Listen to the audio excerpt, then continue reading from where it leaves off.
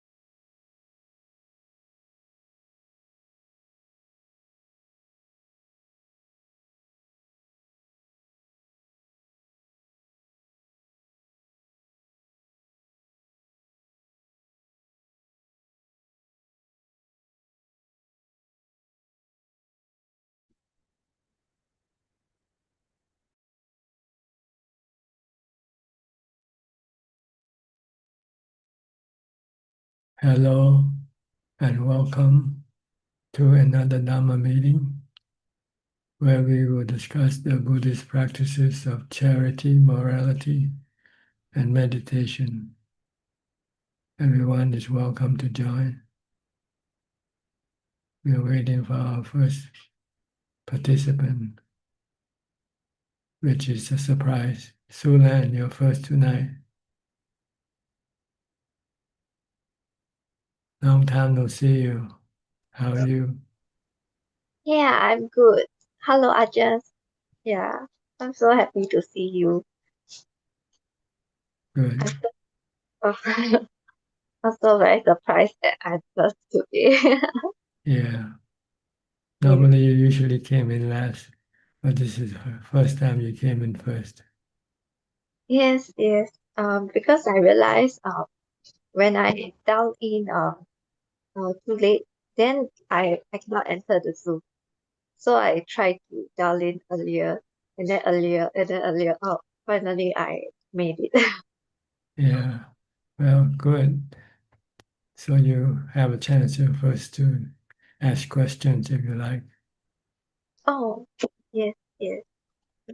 So yeah, I recently I set up my like the Buddha after yeah like a makeshift place for my Buddha statues because I heard that if you have Buddha statues at home you cannot just store them in like a cabinet or in the wardrobe, so I specially set it up in the living room. But after I set it up, I'm not really sure what to do, so it's like you have statues in the home. Yeah. What do you like? Well, What do you normally, if you're a Thai Buddhist, if you want to put the Buddha statue in your house, you usually set a room, special room for it, like a oh, shrine. You have to treat it like a shrine. like a shrine? Oh, okay. But it's not important to have Buddha images in your house. You know, Mm. they're not real. They're not the Oh, Buddha, nor the Dhamma or the Sangha. oh, The Buddha said the real Buddha Dhamma Sangha is in your heart, in your mind. mm, So it's more important to establish the real Buddha Dhamma Sangha in your heart, in your mind by practice meditation oh, until you became enlightened. When you mm, become enlightened, then you will have the Buddha Dhamma Sangha right within your mind. mm. I see. The Buddha statue cannot help you get rid of your suffering. Oh, It has to be the Buddha Dhamma Sangha inside your mind that you will be able to do this. mm. And the only way to know whether it's established is when we meditate. Yes, when you meditate and when you have suffering, you can use the method taught by the Buddha how to get rid of suffering, to get rid of your suffering. Once you get rid of your suffering, then you have the Buddha, Dhamma, Sangha established in your mind to protect you all the time from suffering. Okay. So as long as you put it up in a way that is respectable, not something you treat like a piece of furniture or something like that. Put it in a high place, not on the floor, for instance, but put on a shelf or something like that. If it's possible, set some space, for the statue, not to be mixed with other things. Oh, okay. Keep it separate from everything else. Oh, okay. Is it okay if I show you? Well, if you want to show me, it's all right. Okay. Let me show you. Oops. I think my parents. This is the how it looks. It's like here, right Yeah. at the top of the window. Then there's a like quite number. Yeah. Well, make a shrine somewhere, a small shrine, a shelf, and make it like a shrine. Oh, sorry. I think it's a bit. I think my parents might be speaking very loud. Let me go to the Oh, later I'll go and talk to them. Yeah. Okay. Sorry, Ajahn, you were saying that to make a shrine. Just a small shrine, like a shelf or something, A shelf or something. separate from everything else.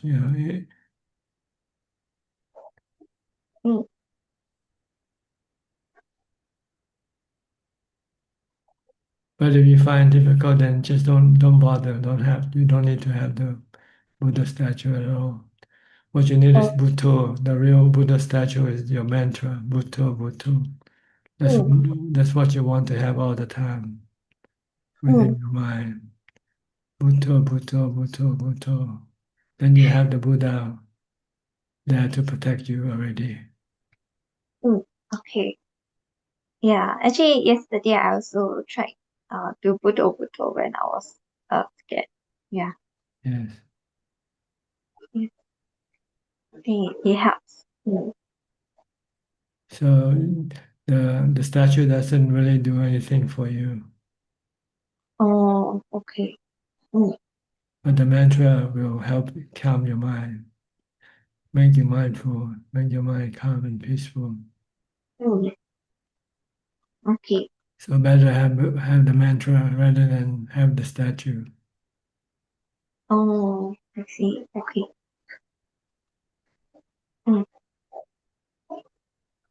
Today somebody gave me a small statue of the Buddha, and I just gave it away. Oh, okay.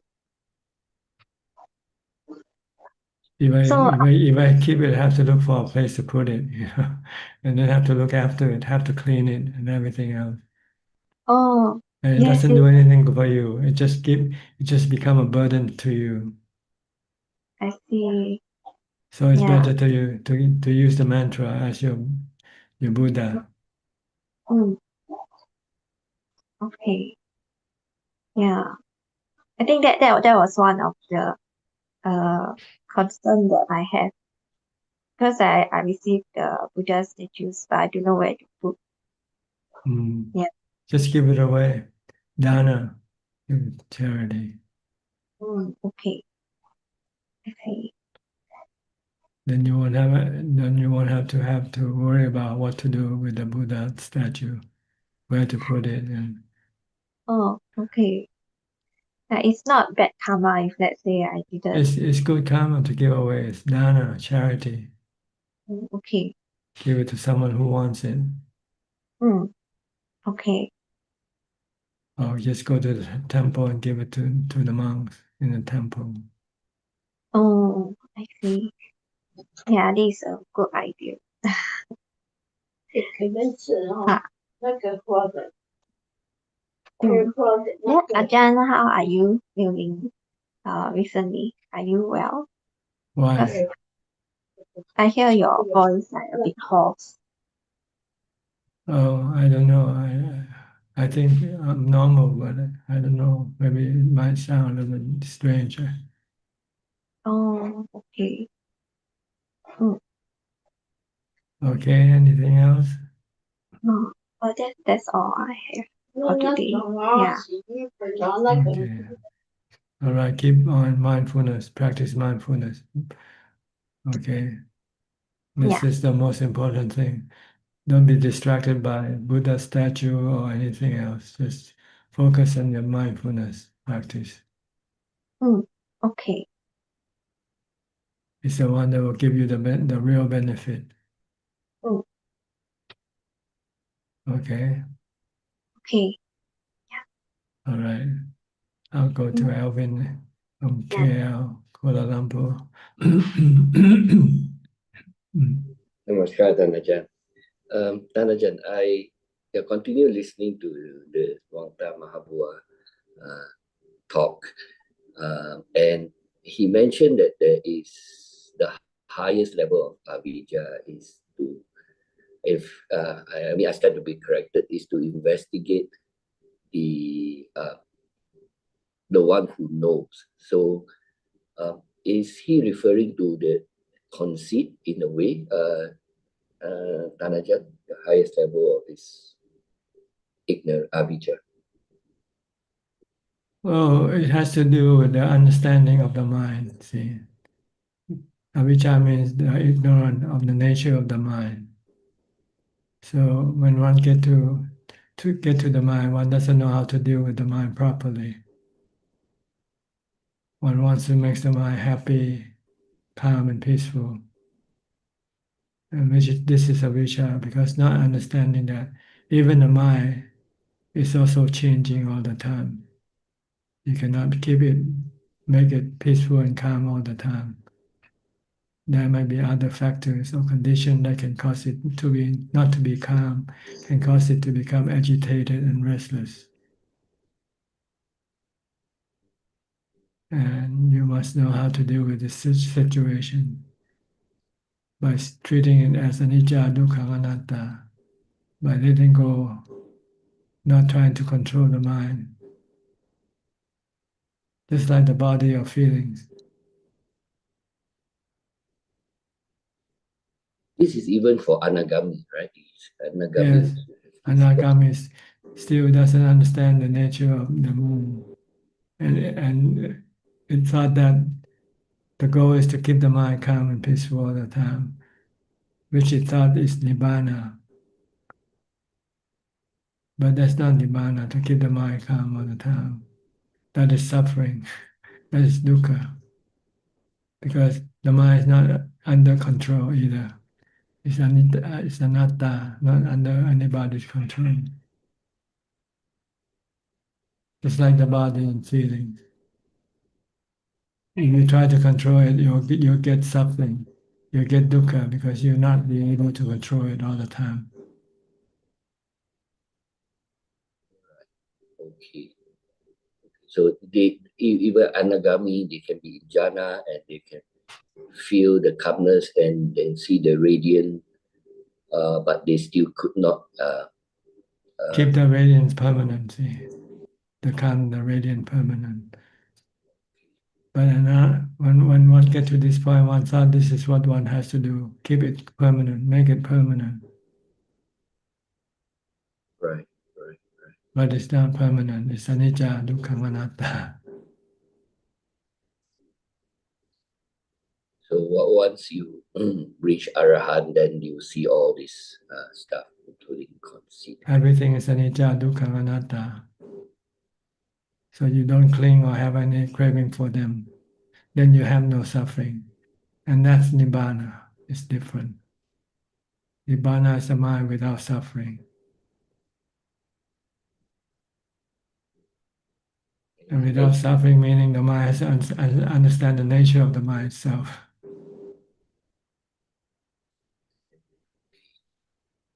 So it's very, very tricky there.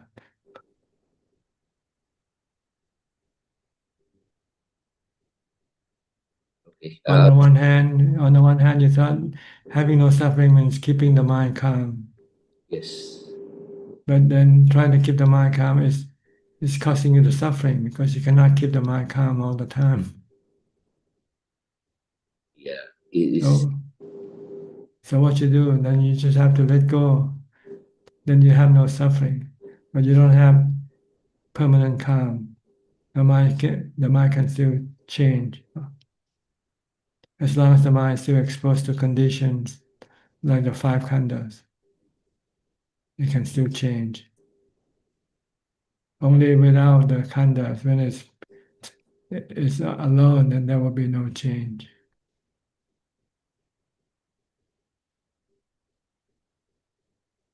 But the chitta will still change, right? But the mind, the citta, who deal with the citta, understand the nature of the mind and does not cling or crave for it to be something else. Okay,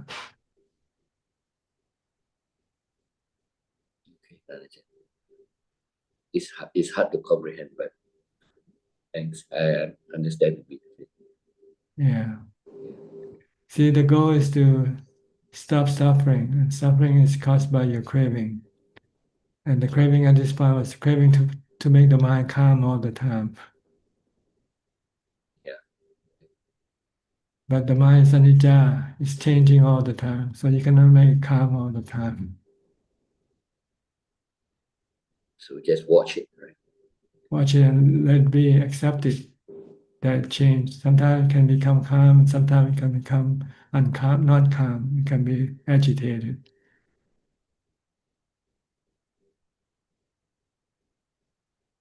Can I ask something? Even for an arahant, right? Their mind can become a bit disturbed as well, or it will never happen that way. But once they understand it, the mind is not disturbed, no suffering. But because it understands that the mind change, you don't expect it to be the same all the time, that's all.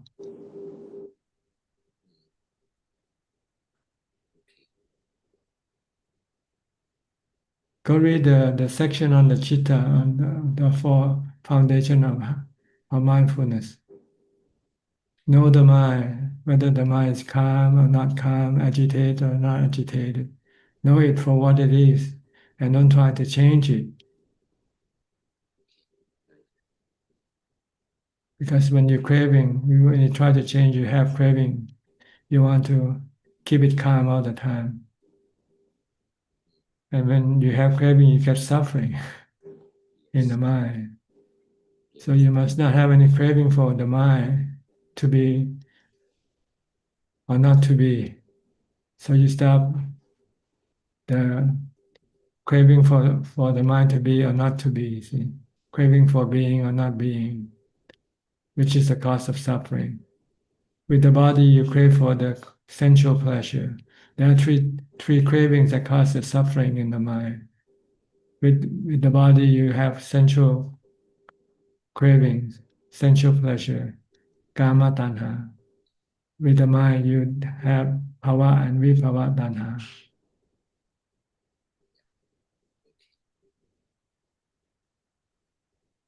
So you don't want to have any suffering, then you must not try to make the mind to be or not to be. Let the mind be or not be. Let it be in its natural state. Okay.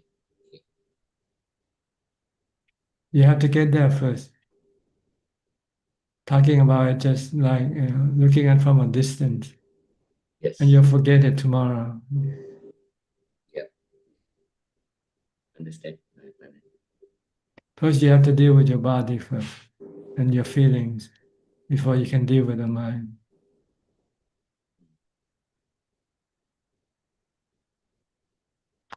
Okay. Okay. Thank you, Tan Ajahn. Thank you. Next, Philip, also from KL. I heard you want to give a try at Calcion. And no, just asking. I'm just asking her. Yeah, just asking. Yeah, I need to what do you call do all the preparations, and yeah, I think it's going to be further down, maybe somewhere maybe this year or whatever. It's because I need to get all the preparations done first. At least you have the interest. Yeah. Right. So they need to get, I mean, more information and things. I mean, it's just me. I need to I always like to be prepared. I don't know. It's just me. I mean, I just need to get prepared with things, and I like to plan. I don't want to go in blindly and then oops. Yeah. Surprise. And Yeah, surprise or whatever. I mean, it's nothing to do with the accommodation and things like that. That is quite common. I mean, it just reminds me of being young, going camping. Like I think there was a devotee last time here, from the US that came back. The father and son. I can't remember what's the name. A Thai. Jordan. No. The Thai. He was from America, and Thai. There's the father is also a monk, and I think he became a monk. Uh, Gavin. I can't remember. And then he was like saying he was doing Culture for a while, and then he was like saying it's just like camping when I was young. Yeah, Mhm. yeah. So, That's the physical but part, yeah, camping. right, But the yeah, mental part is you got nothing to do but meditate, but yeah, meditation. If you don't know how to meditate, you'll find it boring because you don't know yeah. what to do. There's nothing for you to do up there. Mm. Oh yeah, the person's the devotee's name was Gavin. I think Gavin Yeah, Danapon. Gavin. Gavin, yeah, Yeah. correct. He was Yeah, here a couple months ago. He stayed here for 1 month on the right, mountain. right.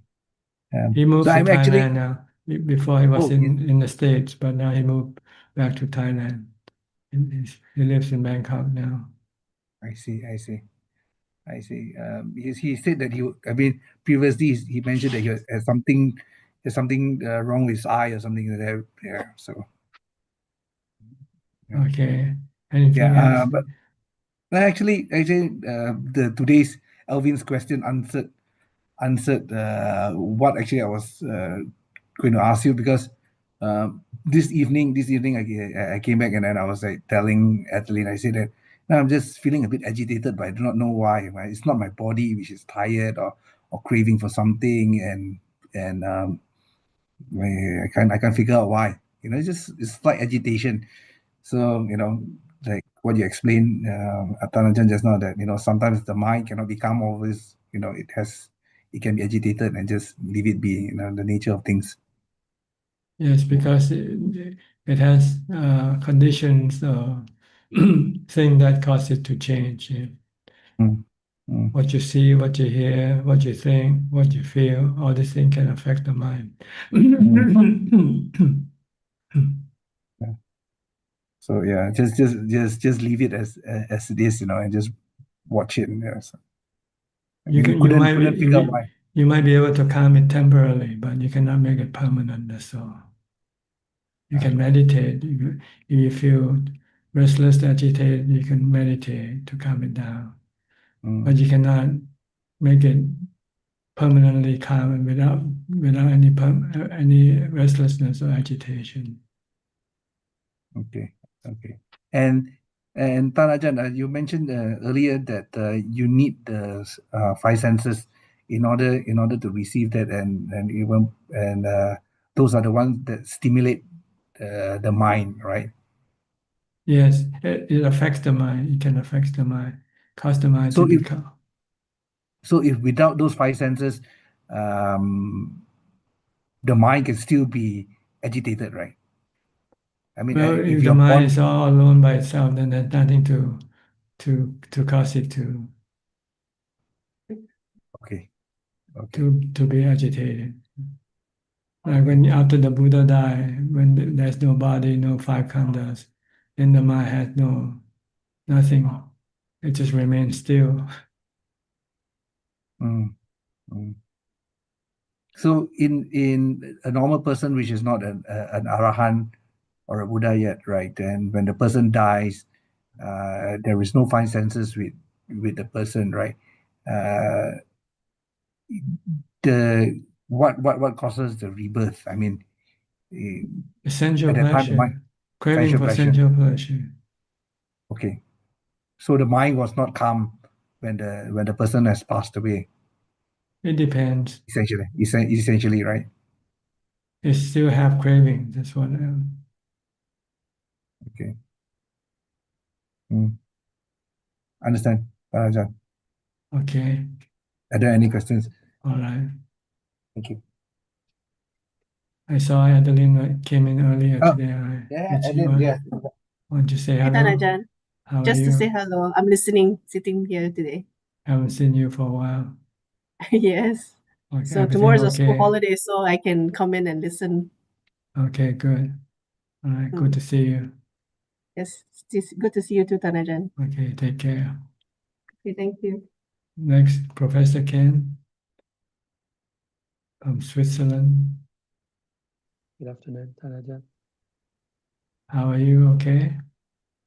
Fine, thank you. Just practicing and sitting out the last few weeks of my teaching career. Can you speak a little bit louder, please? Sorry, Tanajan, is that better? Yeah, very much better. Okay, so just saying I'm just practicing as usual and sitting out the last few weeks of my teaching career, and then I can stop. Wherever, stop wherever. Forever, yeah. At least for this lifetime. I hope so. And just when you were discussing Kauchion, I just realized it's almost 10 years since I took the Kauchion challenge. Oh, really? Yeah, I was there 2016. Yeah. Mm-hmm. So How long did you stay up there? I just stayed 1 week. 1 week, yeah. I was planning to stay longer, but that's the maximum I could handle at that point. Mm-hmm. But okay. I'll maybe try again later this year. Okay.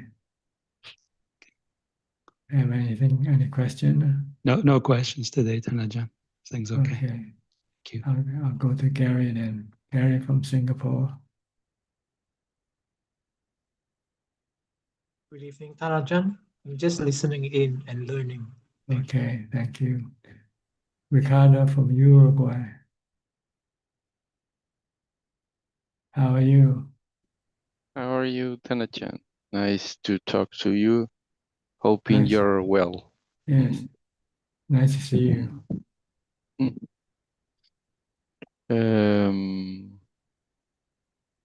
Well, I have two questions, actually. One is, it used to happen to me about 10 years ago, and now it's happening again. And that is that when I'm meditating, at some point, I feel like I'm falling, abruptly falling down, and then it stays quiet. But is that usual that happens? Yes, normally when the mind becomes calm, it usually seems like falling from a high place Mm. and Yes. becomes still and mindful. Yeah. Not sleep. If you don't know anything, it means you fall asleep. It has similar experience. One with No, mindfulness, one the other without mindfulness. So some people can meditate and fall asleep and they thought they have achieved samadhi, but that's not the case. You have to be aware all the time. Yeah. The feeling is that very strange, like falling from a very high place. Like, Yes. whoa. It's like Even dropping. Yeah. But then it Something becomes like still after that. See? Then the mind becomes Yes. still. Yeah. And it's just peaceful and happy. Mm. So I'm going on the right way, I think. But don't crave for it. No. You won't get It there. happens. You just have to be mindful of your meditation object, Yeah. and don't Correct. think about the falling of the mind from high place. If you keep thinking about it, it will never happen. Yeah.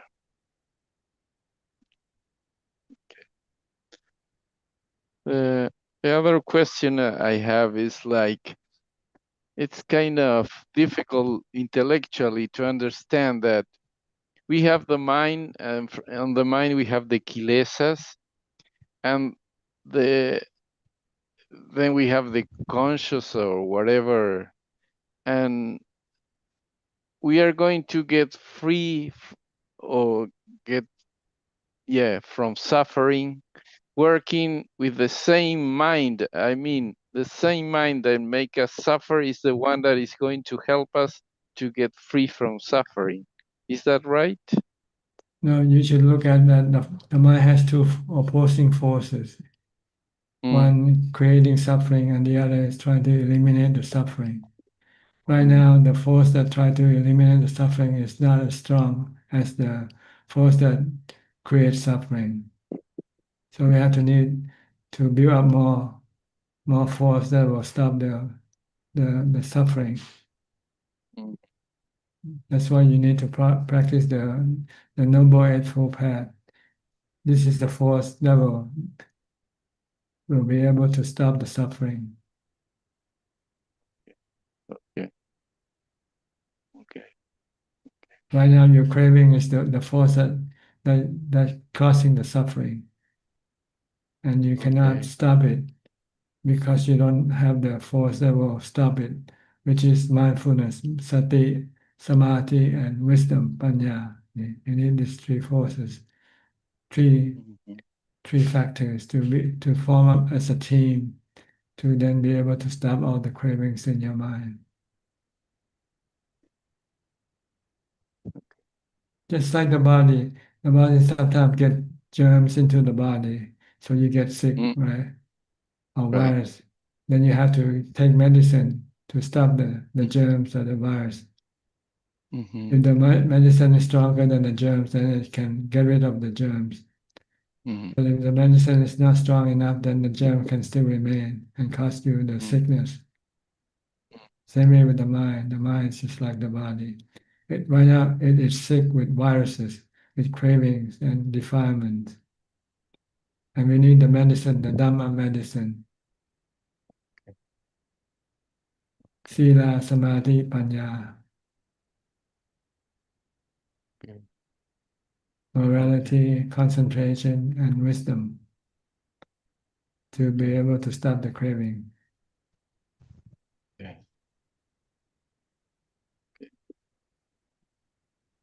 Okay.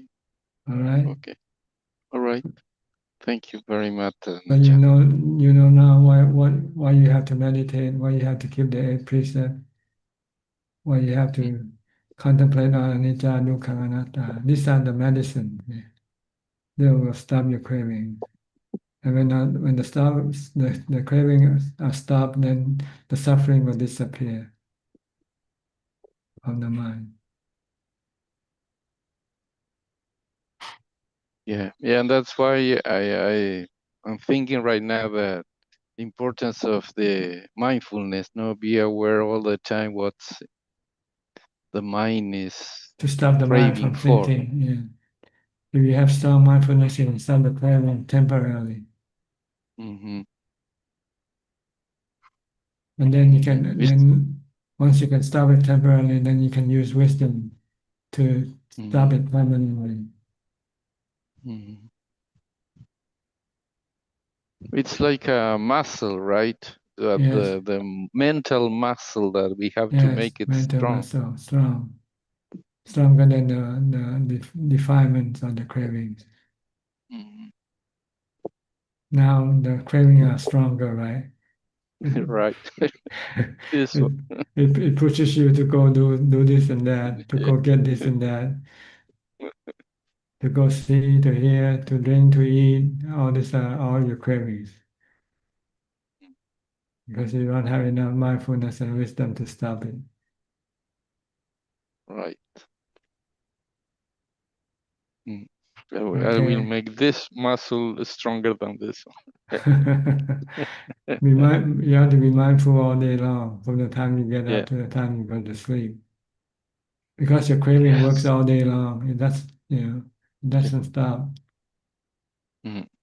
So you have to True. be mindful all day long in order to be able to stop your mindfulness.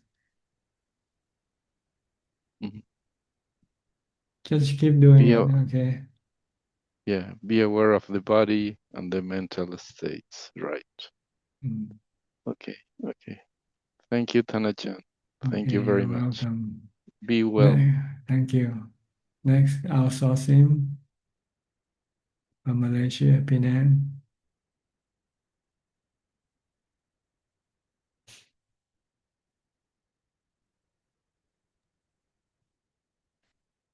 Good evening, Tanajan. I have no Hi. question, just listening. Okay, good. I'm paying respect to Tanajan. Next, Gideon So, also from Penang. Tanajan, good evening. Tanajan, regarding the very old Buddha pictures, right? How we should dispose it, yeah? Burn it. The Burn burning, is it? It's just a Okay. piece of paper, that's all. Okay. Don't dispose in the trash. Because it looks not good to see the pictures of the Buddha in a trash heap. Yeah. It's better to get rid of it, like Okay. burning or bury it or something. How about the statue itself? You can bury the statue. Or burn as well. Okay. I don't know if you can burn or not. If it's metal, you might be able to bury it, or maybe just drop in the ocean somewhere, in the river. Got it, Tanajan. Yeah. Thanks for your advice. Yeah. Okay. Or give it to someone who wants it. Mm. There are people who want to have things like this. Okay, next, Nining from Indonesia. Yes, Ajahn. Ajahn, what I see and what I hear still affect to my mind. That's why last week I tell Ajahn that I often cried. But after I investigated, I cry. What made me cry was the excellent mental quality, Ajahn. I often amazed of superior mental qualities of people like that. So my son, yeah, my perception of this superior mental quality remains strong. Okay. Is it okay or not good, Ajahn? Well, if it doesn't bother you, if it doesn't hurt you, then it's okay, I guess.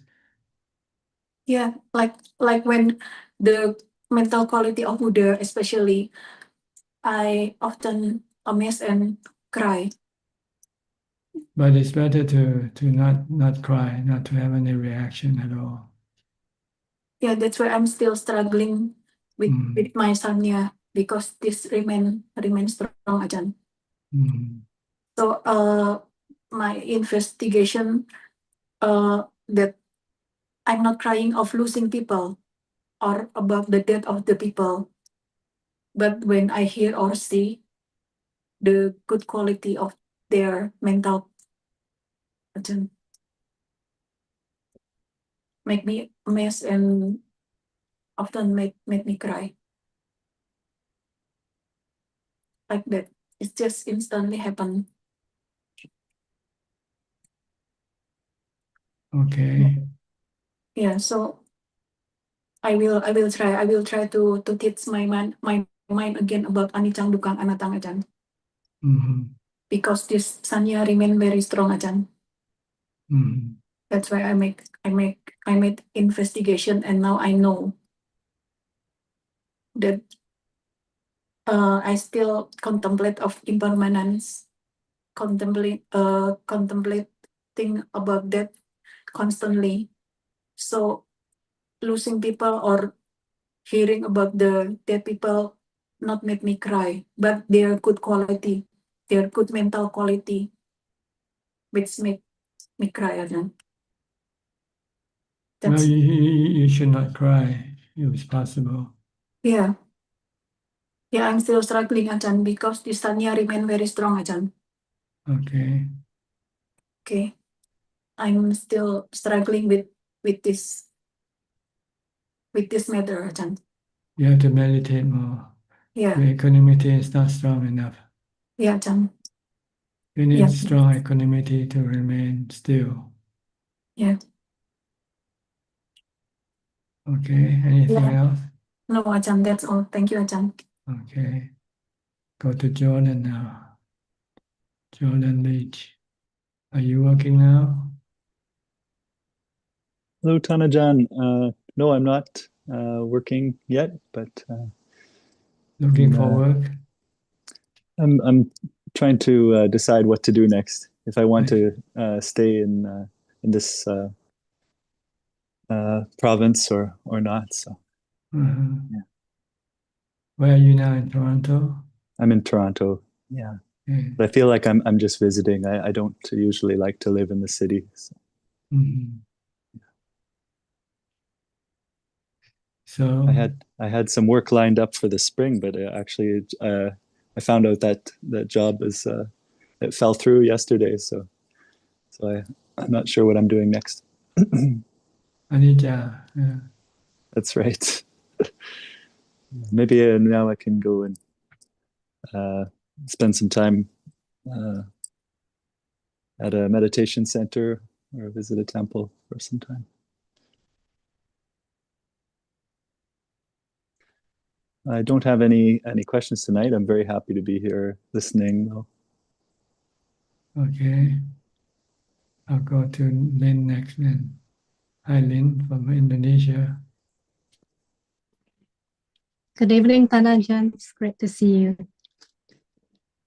Good to see you too. Thank you. I've got a question about Chitta. So how would the Vedana, Sanya, Vedana, Sanya, Sankara, and Vijnana of the enlightened person function differently? They function the same. The reaction to them is different, that's all. There's no love, hate, fear, or delusion toward them. So there's no dukkha in an enlightened person. Even when it is exposed to this condition, this Vedana, Sanya, Sankara, or Vijnana, it just understand the nature of these things and not react in a way that will create suffering. Doesn't cling to them, doesn't attach to them, doesn't crave for them to be like this or like that.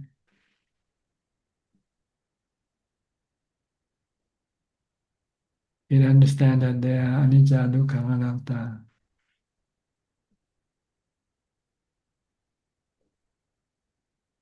So the thinking mind still proliferate?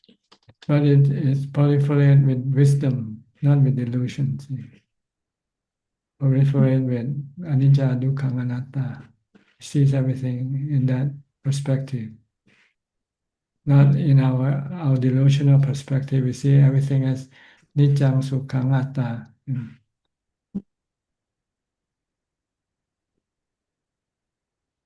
We see everything as permanent, as happiness, and as belonging to us.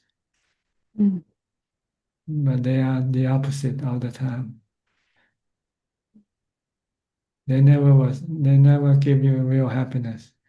They give you fake happiness.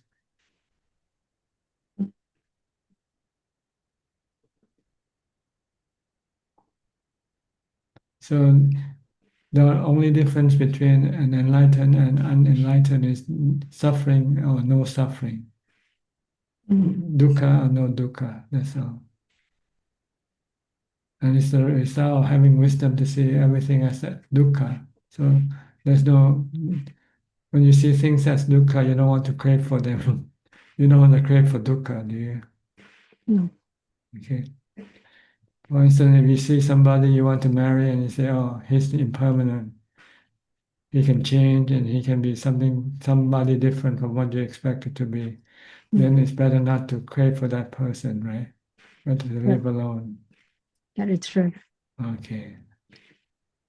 So you have to see everything like that. See everything as like being a poisonous snake. They will bite you sooner or later. They might look tempting at first, but after you catch it, you have it with you, then they can turn deadly afterwards. Isn't Everything. Yeah. It's everything. Everything is deadly, harmful to you. But you, instead of seeing that, you see it as being good to you, nice to you, keep you happy, make you happy. But not all the time, right? Sooner or later it will change. So we become negative then towards life. No, not negative. Just remain in between, not positive, not negative. Just live life alone. Life is suffering. So don't come back for another life. This is the last life.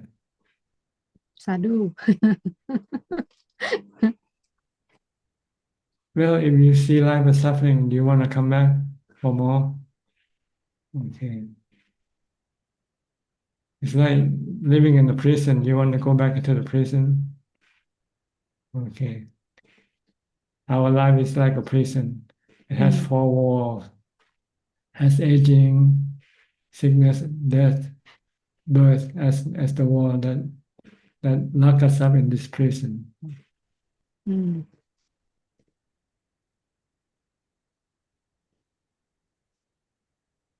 So it's better not to have life because life is suffering. Everything is anicca, dukkha, anatta in life. You cannot find true happiness from anything in this world. Like the richest man in the world, once said, I heard he say that you cannot buy happiness. Money cannot buy happiness. Happiness here is true happiness. You cannot buy it. You have to become enlightened to get to true happiness. You have to see that everything that you crave for are suffering, not happiness.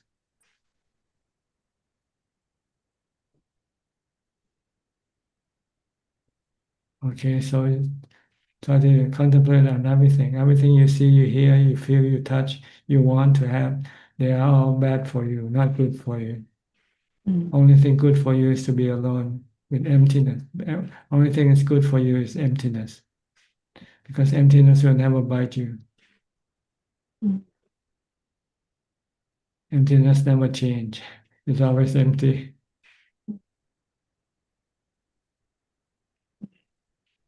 So the goal is to try to live with as little as possible, only the essential, so that you do not have to suffer too much. The more things you have, then the more suffering you will get from them.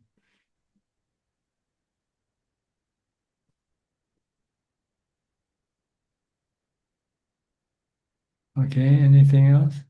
Yeah, so this is a very good thing for me to contemplate. I'm going to have some holidays next week, so I think I can do more practice and contemplate on this topic that Tanaja has just But mentioned. you have to have equanimity first before you can contemplate and let go. If you don't have equanimity, sometimes you will start to have bad reaction when you contemplate.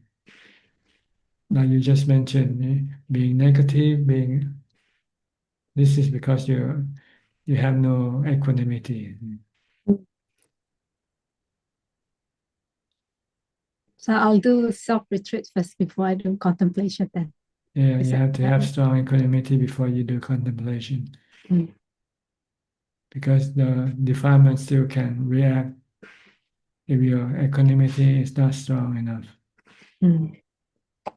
But if your equanimity is stronger than the defilement, then there will be no reaction from the defilement.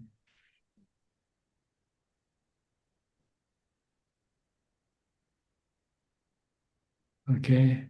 Okay. Yeah. Thank you so very much. Still come back to the same equation: mindfulness, meditation, and wisdom. Okay. Still the same formula. Yeah, formula. Formula to Don't skip enlightenment. mindfulness. Don't Yes. skip jhana. You have to have mindfulness to have jhana, to have equanimity. Mm. Then you can go to contemplation. Okay. If We'll you do that. contemplate right now, you cannot let go of your attachment anywhere. You contemplate everything is suffering, but you still want them anyway. We'll be living in denial then. But if you can live without anything, if you have equanimity, if you have jhana, then you can let go of everything when you see them as being suffering, harmful to you. Yeah. Mm. So you need equanimity first before you can let go of your Mm. attachment to everything in this world. Mm. Yeah. First, second challenge. Okay. Okay. Thank you very much, Pan Ajahn. Hope you You're are well. Thank welcome. you. Okay, next, Kok Seng from Singapore.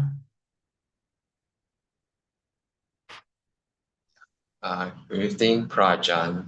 Yeah, Prajan, I have a question which I reflected on the talk last week about ordination.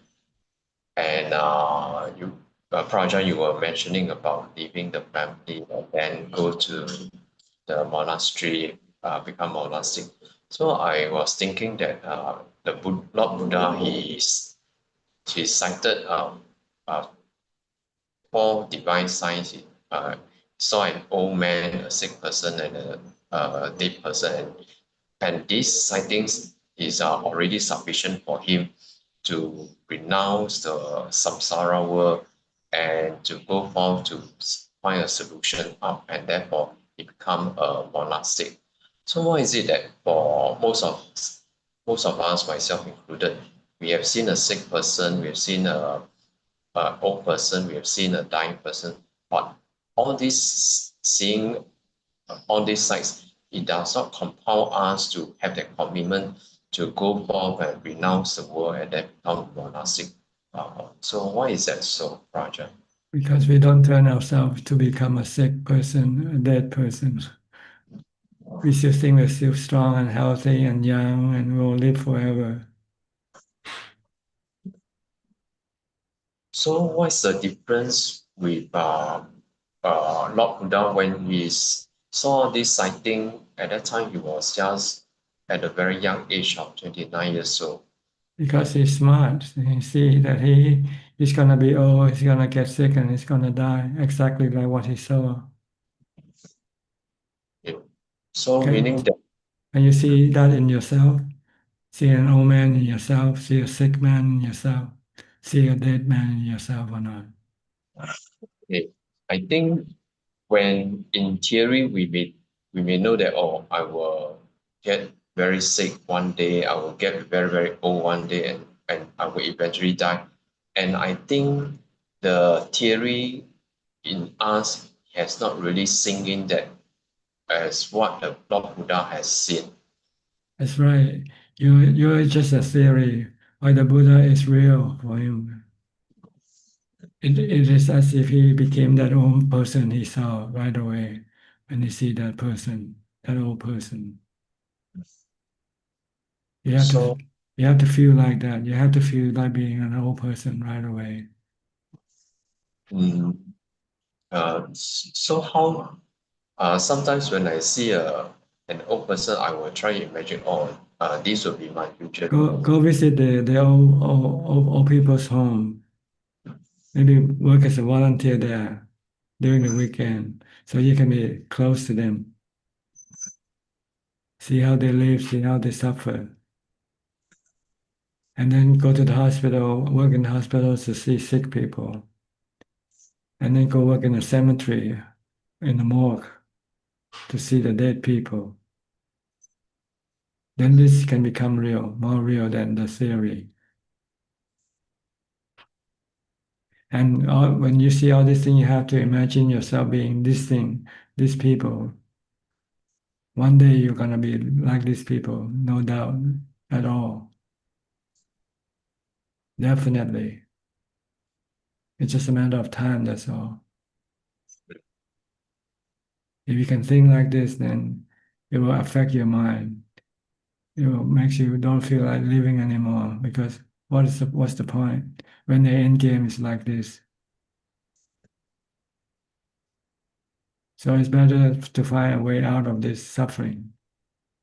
And the only way is to become a monk, because then you will have all the time to build up defenses for your mind, not to become overwhelmed by this suffering.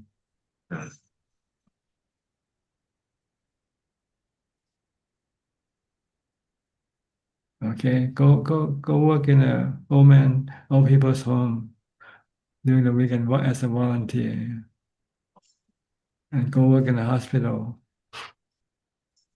and then go work in a morgue.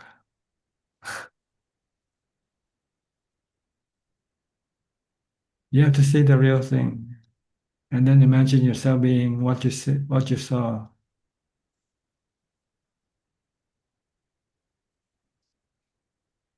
Have you tried that? Go to a hospital.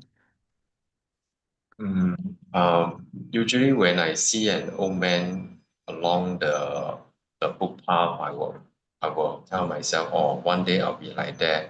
I think the that may be just in theory and then telling myself, but I think the that that kind of experience that Lord Buddha had experienced, I think yeah, very is far from what Lord Buddha experienced when he saw the old man.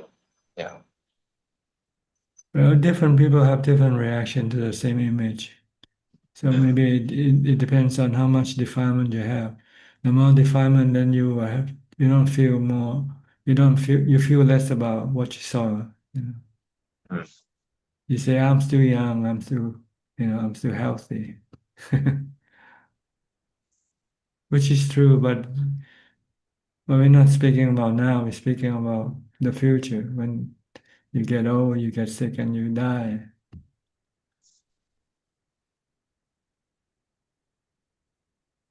Okay? Okay. Yeah, Try to thank go you. see the real thing. Work in the old people's home for a day, volunteer, so you can see the whole how they live, how they eat, and how they suffer. It might make you wonder, you don't want to be old anymore. You don't want to come back anymore. But does meditate more or helps me to see what the Buddha see? No, the It, meditation only keeps you calm, see. You have to see the real thing. That's why the Buddha recommend meditator to go visit cemetery. In ancient times, they dispose the body. They don't burn or bury. They just wrap bodies in cloth and then left in the cemetery. Then you can see what's going to happen to your body in the future. yeah. But now it's not possible to see a body decompose. Yeah.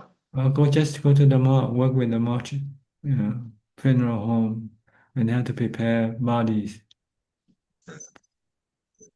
Whenever I pass by a funeral wake, I will try to look at the photograph and so on to It's still not, it doesn't have the impact like the real thing.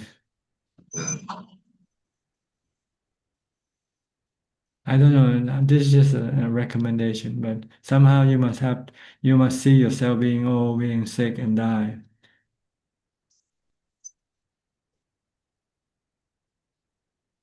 Okay. Okay, I'll contemplate what Prajan said. Yeah. Thank you, Prajan. Okay. Next. Rohini from the UK.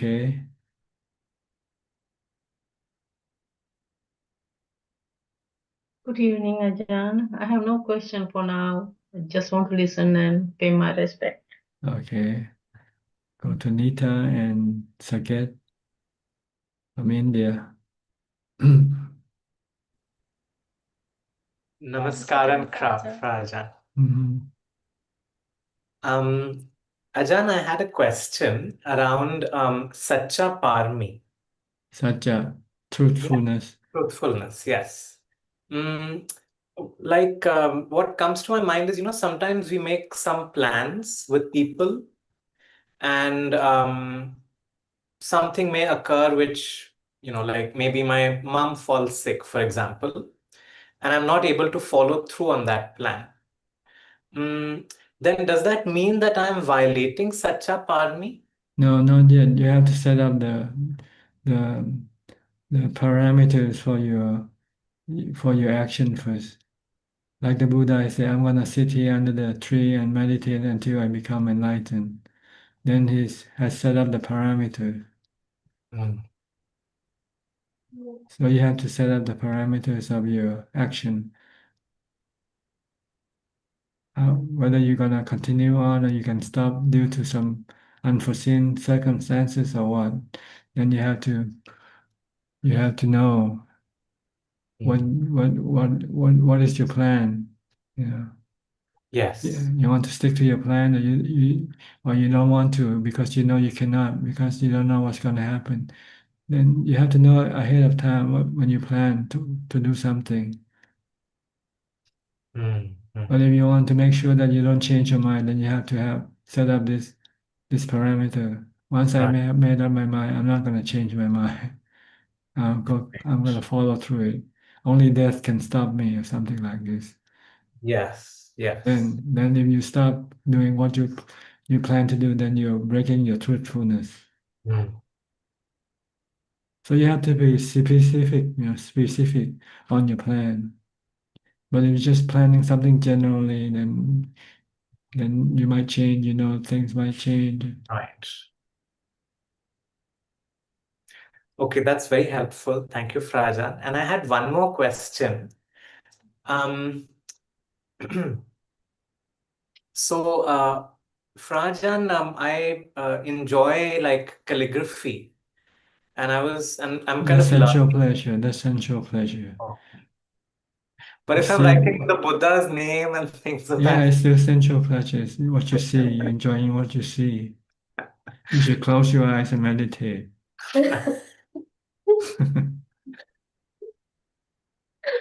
Anything you use with your sensual organs, they are sensual pleasures.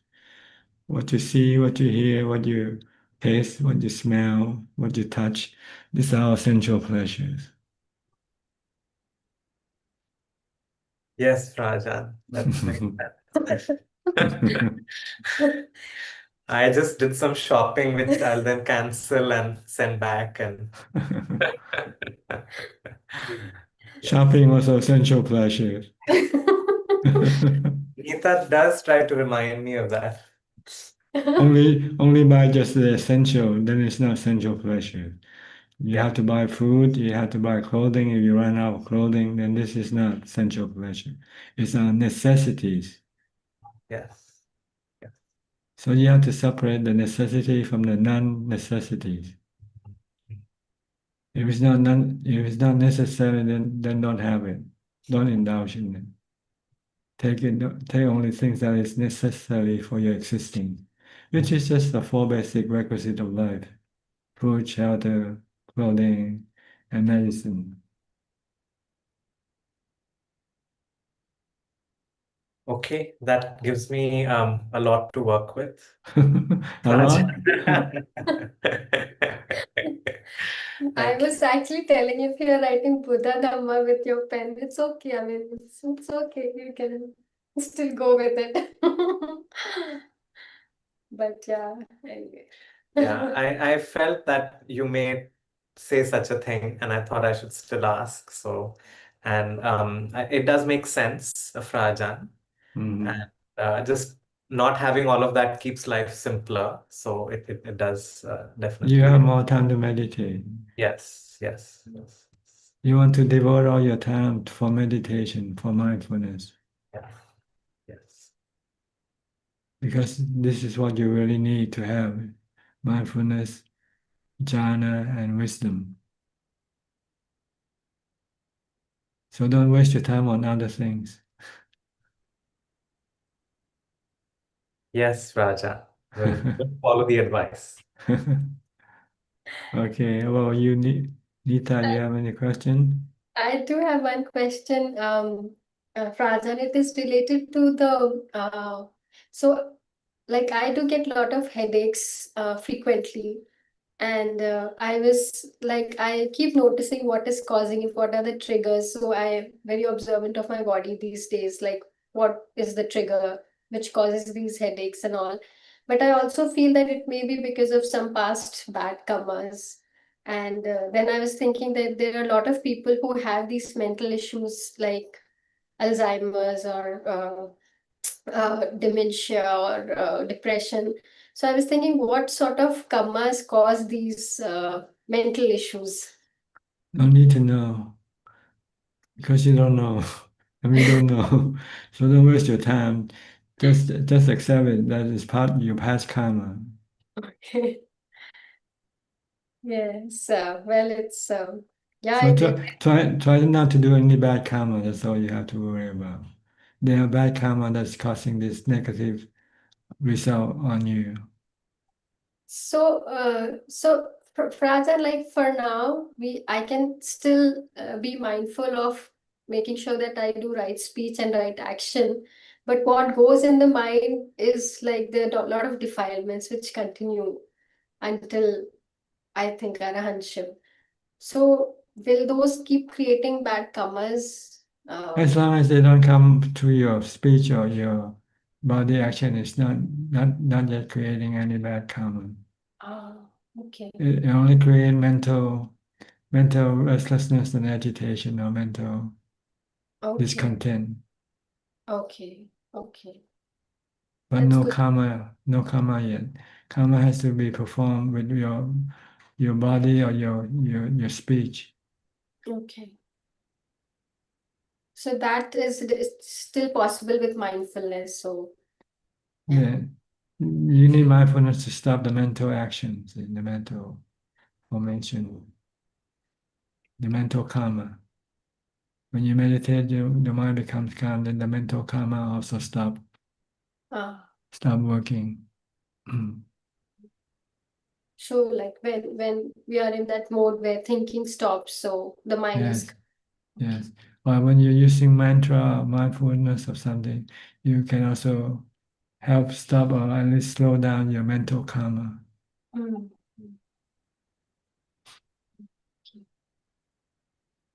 So mindfulness is very important to deal with the karma. Because with mindfulness, you can stop the karma, the mental karma.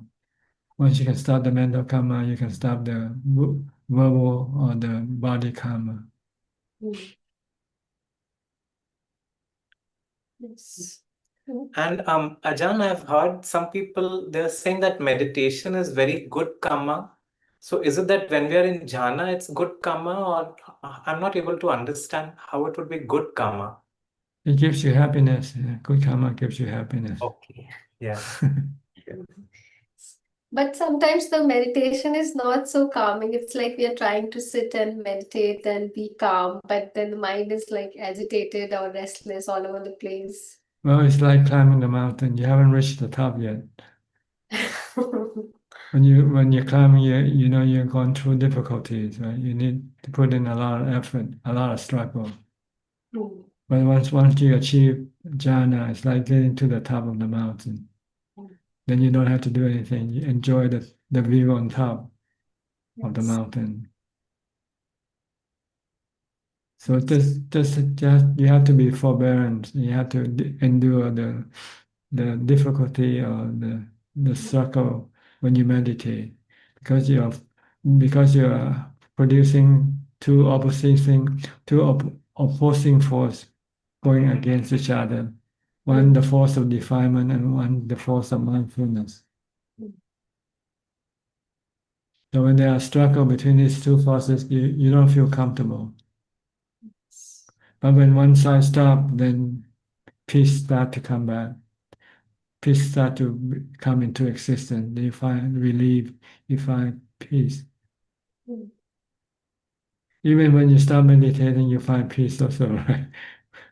When you find it, so when you struggle so hard and you cannot calm your mind, so you give up. Then okay, when you stop trying to force the mind to become calm, you also find peace. But it's a different peace. It's a peace that will not last. It will generate more restlessness later on. Because your defilement will then start to create cravings for you to become agitated and restless again.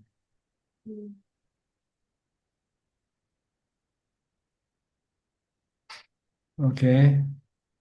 Thank you, Frajan. Yes, your guidance is really helping us, and we'll try to keep doing good karma.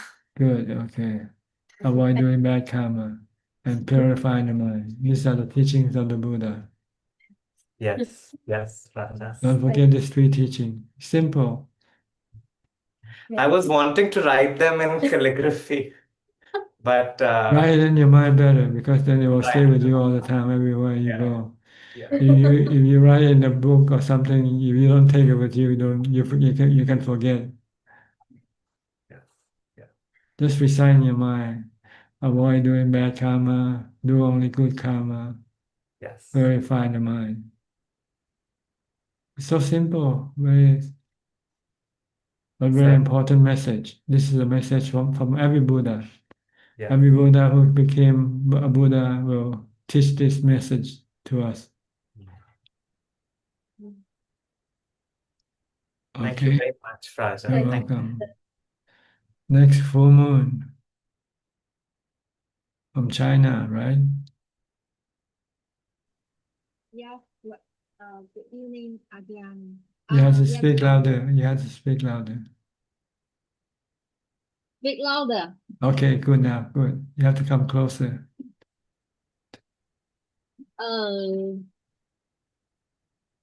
um, I want to have more time to meditation because I love meditating. And now I feel good in meditating for samadhi. Speak But louder. Speak louder. oh, okay. I feel a little worried about the World War. American There's and nothing to worry. There's nothing to worry about. Anything can happen. Let it happen. When you cannot do anything about them, then just let them happen. Don't worry. Worry doesn't stop anything. because when they the war will affect the money. You Yeah. meditate, just meditate, and you don't need money. You don't need anything. You can be But saved I with need meditation. food and when I go out and I need money. Well, right now you have food, so what should you worry? Right now you have food, right? No, You don't have food to eat today? I have food already. I have Okay, so why worry when you already have what you need, what you want? You don't know what's going to happen tomorrow. You might die tomorrow before the war ends. So just concentrate on the present. Don't worry about the future, because the future is never certain. You cannot predict what's going to happen tomorrow.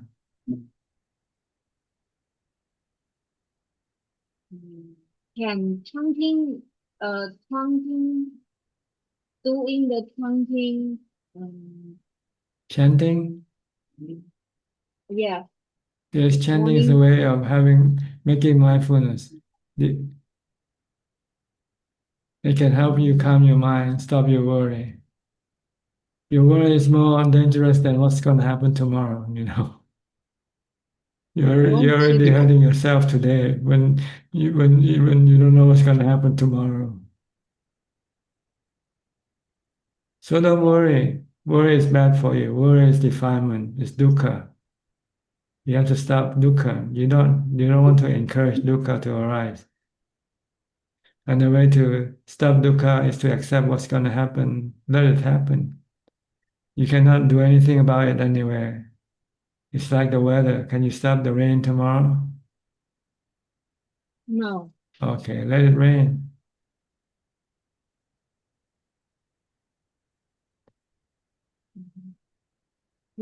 Chanting, let the devil to help me. No, nothing can help you but mindfulness and wisdom.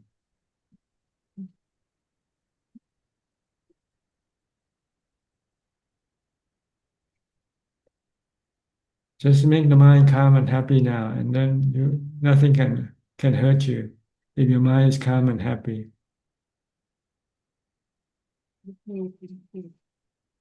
If your mind is not calm and happy, even if you have millions of dollars, it won't matter. It won't make any good. It will not be able to make your mind calm and peaceful and happy. So don't worry about external thing. Worry about the inner thing. Worry about your mind. How to make it calm and peaceful.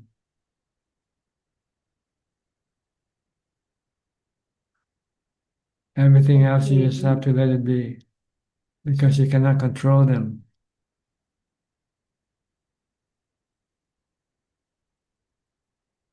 Okay? Okay, thank you, thank you. Meditate. Understand. Meditate. Do meditation. Make your mind calm and peaceful. Then you don't care what's gonna happen. It will not bother you. Whatever happens will not bother you. When I am in the temple, I don't need to worry about the Where are you now? I think your line is lost. Your transmission is lost. Okay, we'll go to the next person. Eddie. Hi, Eddie. Is this your first time? Oh, I'm sorry. She's back again. Yeah, sorry. Okay. Let Full Moon speak first. Okay, she's back. Okay, Full Moon. Can you unmute? internet. It cannot use. Oh, I have no question. Thank you for Ajahn answering. Okay. Good to see Yeah. you. Stop worry. Make your mind calm and peaceful, and then you will not worry about anything. Okay. Okay, okay. So I have this one. All right. Next, someone will tell me. Yeah. Don't spend your time worrying. Spend your time meditating better. That's right. Okay. I understand. Thank you. Good. You're welcome. Next. Okay, Eddie, it's your turn now. Where are you from? I'm from Singapore, Tan Ajahn. Okay. What can I help you? Yeah, thank you. I'm very happy full of happy and joy listening to your Dhamma talk and Dhamma discussion. Tan Ajahn, I want to ask about particularly the third precept in our five sila and the 10 sila. If we take about 10 five precept, the third sila is called Kameshmi Kachara. Sexual misconduct. Yeah. And then if we take eight precept, Atta sila, it is become Abstinent. Brahmacharya. Yeah. Yeah, abstinent from Yeah. sexual activity. So is there any how to say, any important that the Buddha make become absent of sexual misconduct to purify the sila? Maybe Tan Ajahn can describe more. Is it by doing this kind of sexual activity, even though does not break the precept, does it affect the quality of the mind, Tan Ajahn? Well, if you don't break the precept, then you're not creating problem for yourself. See? Yes. But every time you break the precept, you're creating problems for yourself. So when you have problem, then your meditation will be disrupted. You'll not be able to meditate properly. So it's better not trying to create any problem by keeping the precept. Sorry, Tan Ajahn, my question is that why the third precept is Kamesumi Chachara, but the eighth precept is Abrahmacharya. So they may be because the ability to maintain this precept varies from people. Some people can keep the eight precept, and some people can only keep the five. So the Buddha divide the two separately, so that you can choose which type of precept you wanna keep. So the reason why I ask this, because we know that even a Sotapanna, they still can have a family life. The Sotapanna have eradicated the first three. We have Dasa Samudana, the three fetters, but the fourth and the fifth, the so-called Kamachanda and Patiga has not been eradicated. And in Kamachanda, there will be we can have sense pleasure, maybe the sexual contact and all that. So, and even in the eighth precept, it's a Abrahmacharya, so it's a absence of sexual contact, not the misconduct. So maybe is there any higher degree of a concentration that the Buddha asked for, that he make a totally absent of sexual contact in somebody who do the eight precept? Well, if you want to become enlightened, you have to keep these precepts. You first have to do it by forcing your mind to stop these activities. And then it will give you the time to go meditate and develop wisdom. When you see with wisdom that this sexual activity is bad for you, then you will stop it permanently. Stop it willingly, not like keeping the precept. The precept, you only stop it unwillingly. You know, you still want it, but you know it's not good for you. So you try to keep the precept to stop it from doing. But you can only keep it for so long, right? Because you don't see the harm in sexual activities with wisdom yet. If you see the dukkha arising from this sexual activity, then you don't want to have anything to do with them. So it's two different level, the level of precept and the level of wisdom. But you first need to use the precept to help you push your practice to higher level, to samadhi and then to panya or wisdom. Okay, Ajahn, yeah. Because if you still do these sexual activities, then you won't have time to meditate. That's the reason. Okay, Then, that's the reason. And maybe the tanha, the greed, the lust, the mana, Yeah, still is all there. accompanying this all. Yes. And they won't disappear until you develop wisdom. So, Ajahn, if I can ask more. Go ahead. Yeah, we know that for the Sotapanna, the first the so-called stream enterer, he only eradicate the first three fetters, Sakaya Diki, Silabata Paramasa, and Vichikicha. But he still have the Kamachanda. So in other way that and Patiga is also there. So if I can ask, if something happen, like somebody try to annoy somebody who are so called to be a Sotapanna, he still have angers. Oh And yes, you still how have. how deep the anger that he has compared to a normal person. I don't know. You don't have to worry about that. Oh, okay, I didn't. Yeah. Oh. Anger only can be get rid of by the Arahant level. Oh. Because So, anger are caused by your cravings. As long as you still have craving, you can still have anger. yes. So because we are, of course, I'm a lay person, I try to practice as much as I can, and of course, what is our anchor is try to be, at least we try to behave like the first stream enter first. So we try to remember that at least we try to take away all the kilesa. At least we don't have anger, but we learn also that some people who are sotapan also they may have a little bit of anger, but the anger that they have does not cause him to be reborn in the four apayas. So we try to see that sometimes we as a human we try to burn the anger, but is there any limit that what are the limit that we are allowed to have? But of course, if we can, we try to be not to be angry at all. Yeah. See, anger can lead you to bad karma, bad action. But if you are a Sotapanna, you don't do bad action anyway. Even no matter how angry you became, you can suppress your bad karma. You will not allow the anger to push you to go do bad karma, like killing, stealing, or hurting other beings.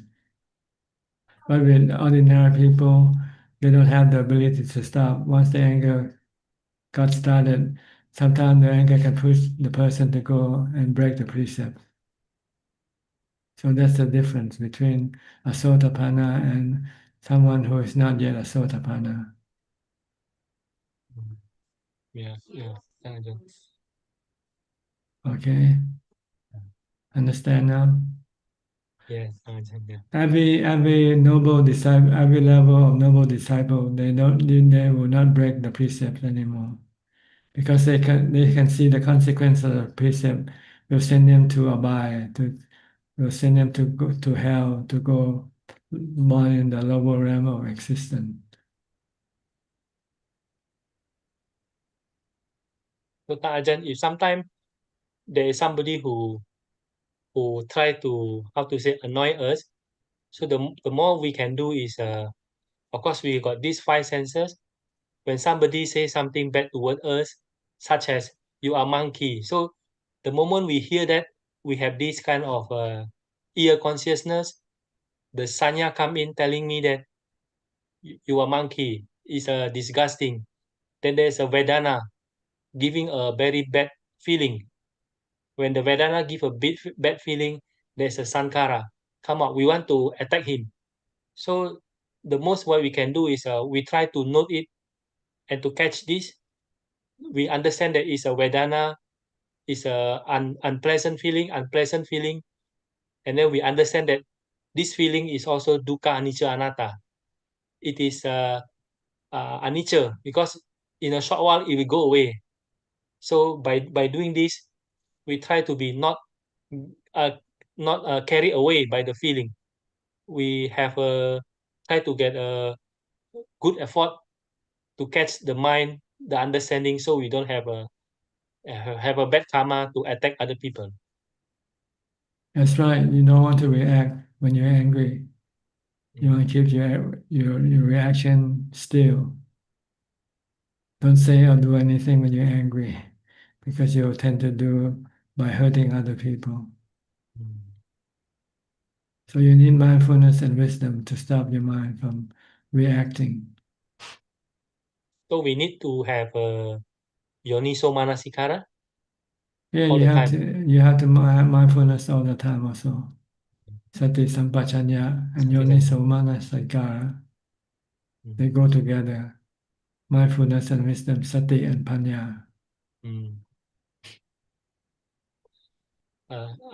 We know that sometimes this kind of namarupa, the five aggregate coming very fast, Ajahn. Like in less than 1 second, all come out together. and sometimes before the Yoniso Manasikara come, everything already happened.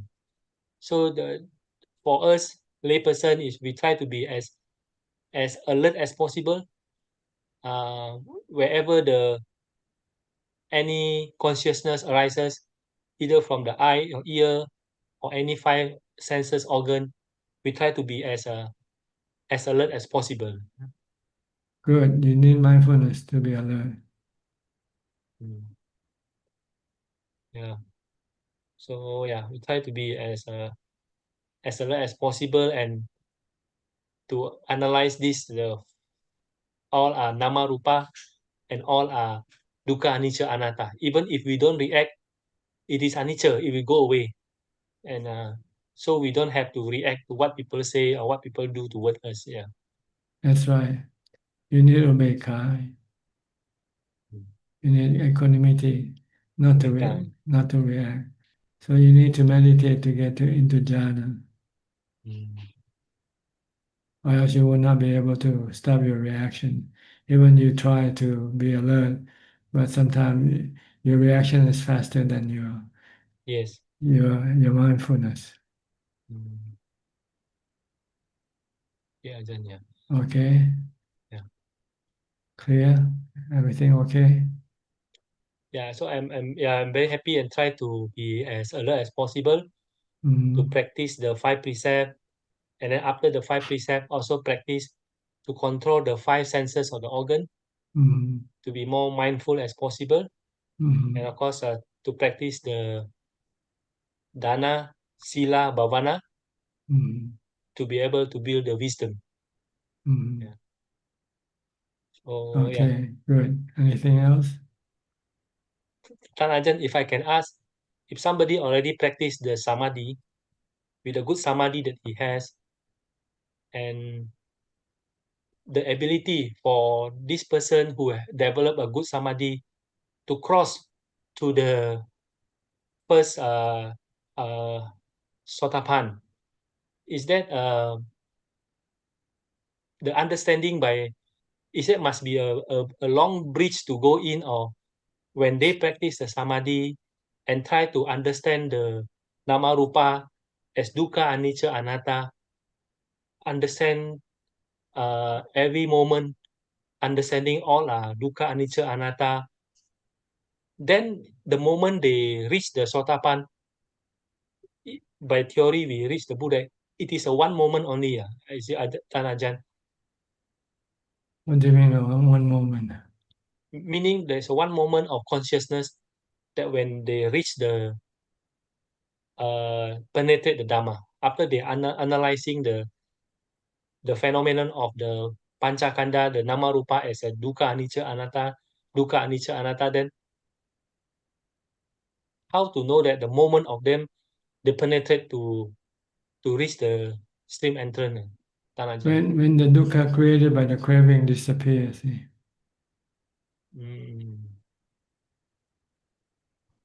You have to have dukkha first. Yes. Created by your attachment or cravings to the nama rupa. And you have to use wisdom to teach the mind that nama rupa is anicca dukkha anatta. So you have to let go of your attachment and craving. Once you can let go of your attachment and craving, then your dukkha will disappear. Then you know you have achieved your goal of getting rid of your suffering regarding the 5 khandhas.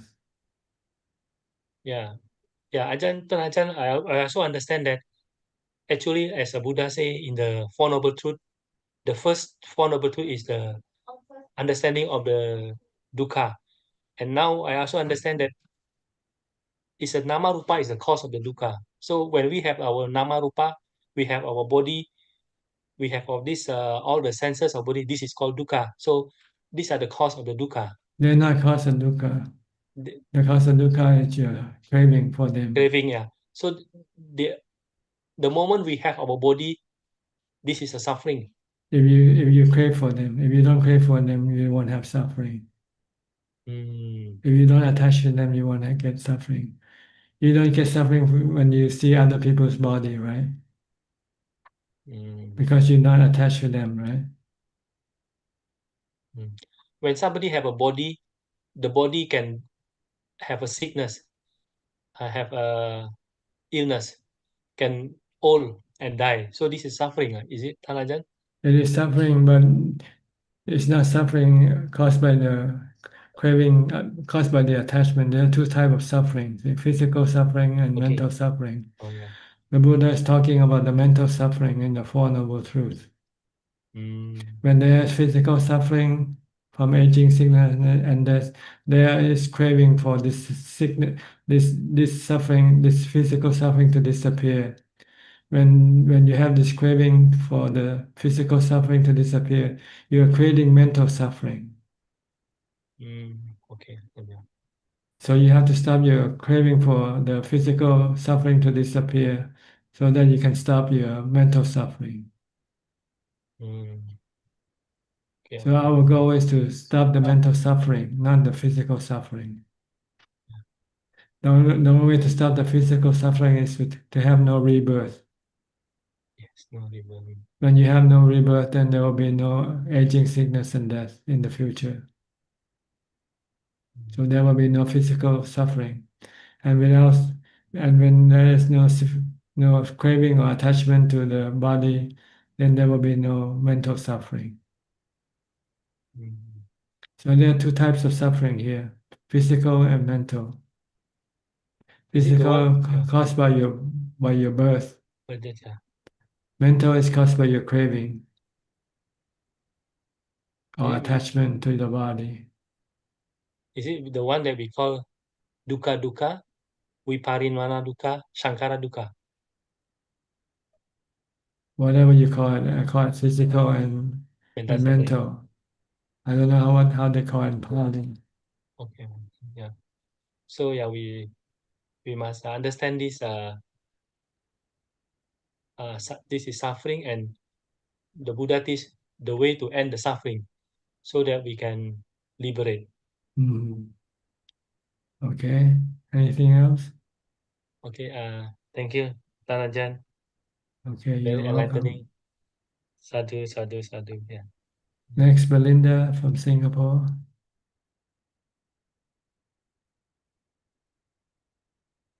Masakan Ajaan.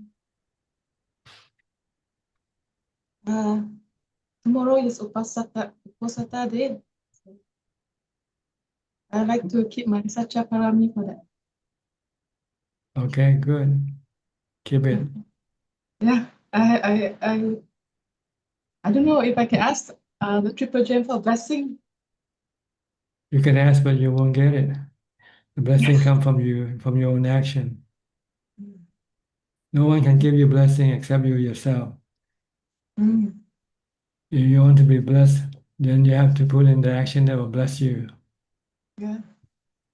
Sometimes I like, Ajaan, like I was listening just now, you saying the kilesa is sometimes so stronger than our equanimity. We may not be there yet. So it's a process.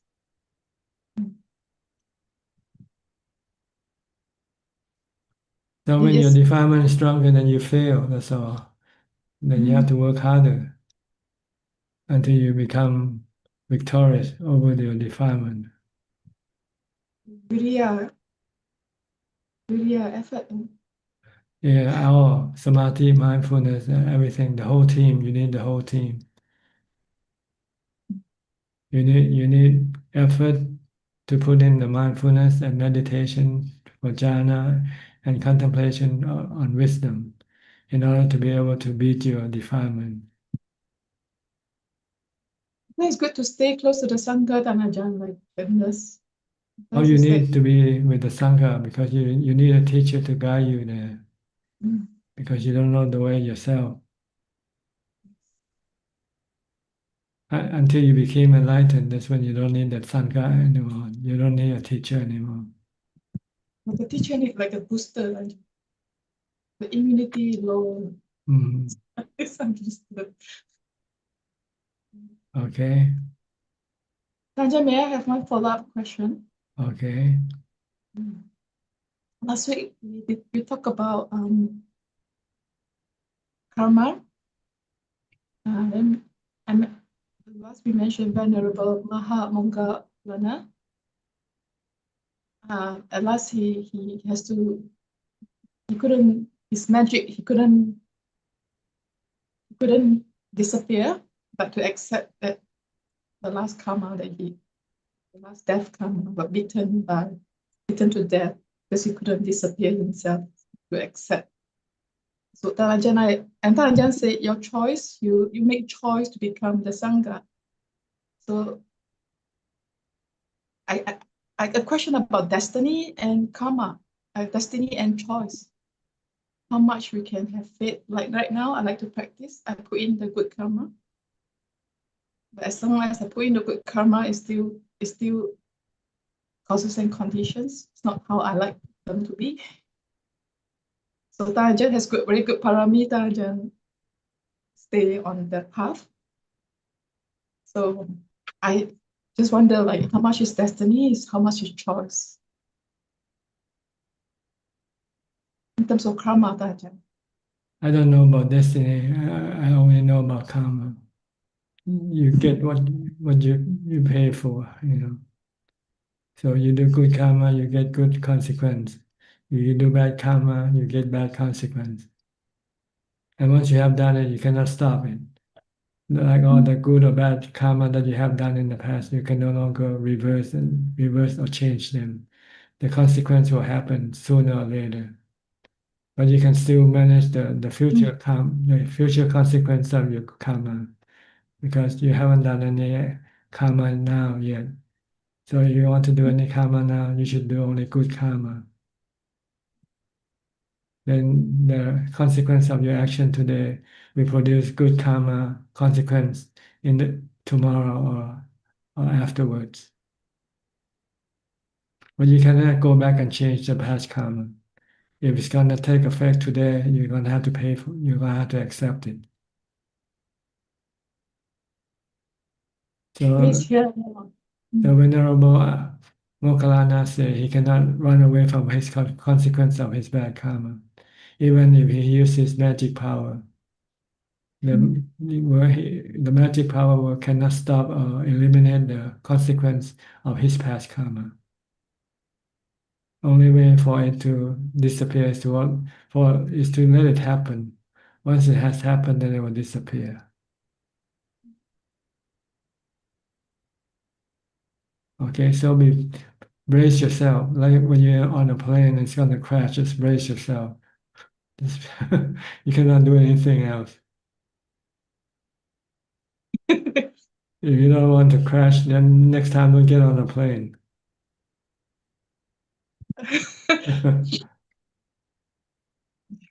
Okay. Then it will crash in somewhere. If it has to crash, it has to crash. You can call it destiny or whatever you want. But it's actually it's a consequence of your action. Okay. All right. Okay. Thank you so much, Great. Tanajan. Okay. Next, Intan from Indonesia. Good evening, Prajan. Yes. Prajan, yes, I have two questions, Prajan. Okay. The first one is, when I'm in Wat Yan, Prajan said, it's okay, we just cut our sensor pressure 80%. So how about our kilesa? What do you mean? Prajan said,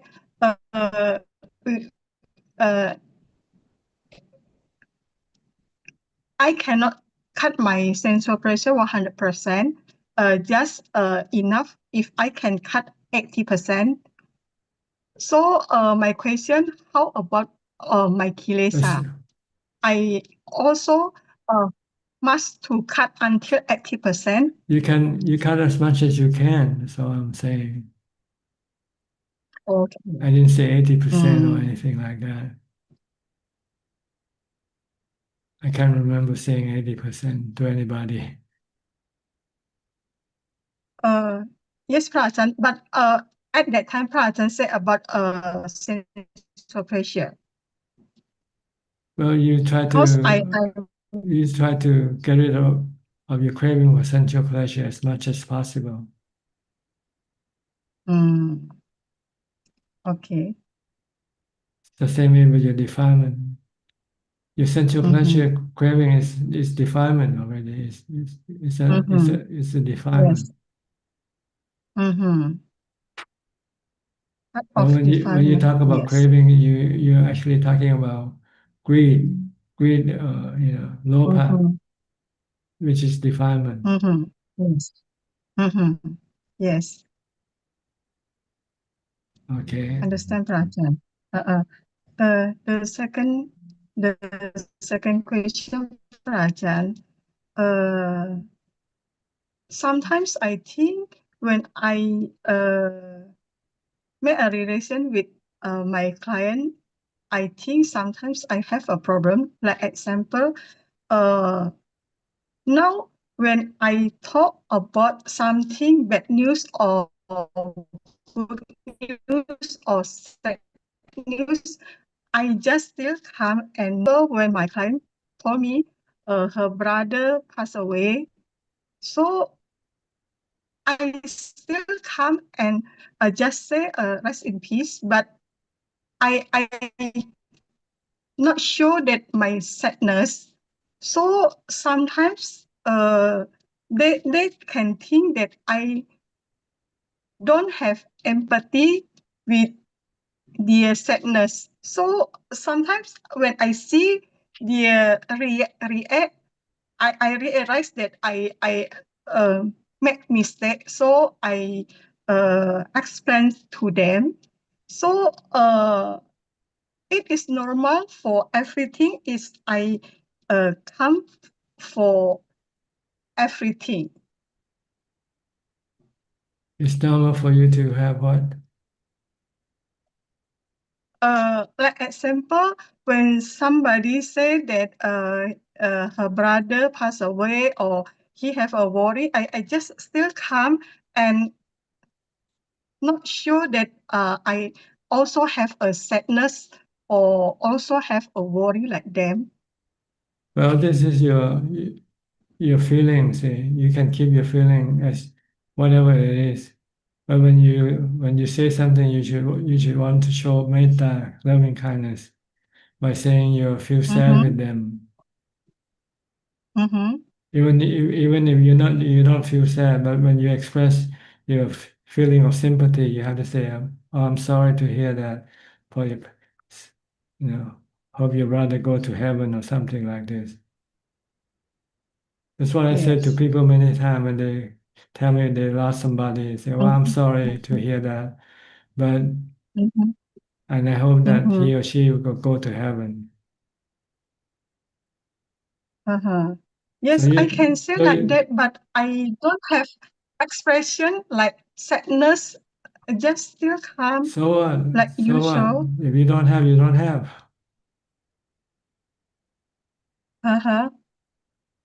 It doesn't matter whether you have or don't have. But sometimes.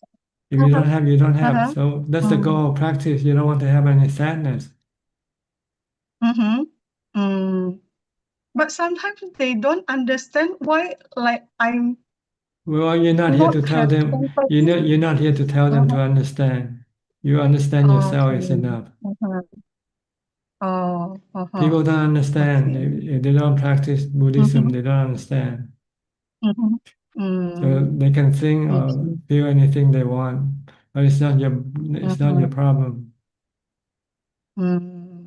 Your problem is you Understand, should be Ajahn. nice to them.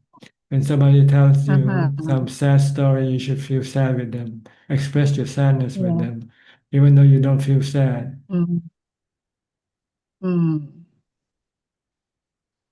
Okay. Okay. Understand? Yes. Understand. Yes.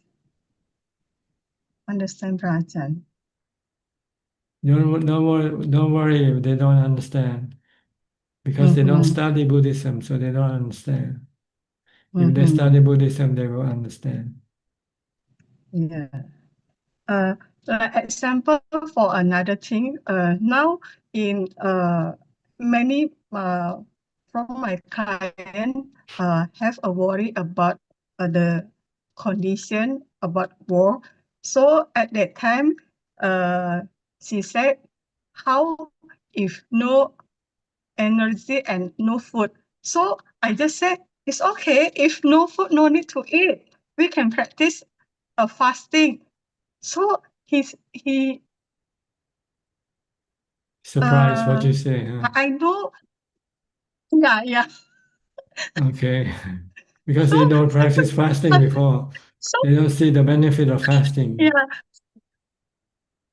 Uh-huh.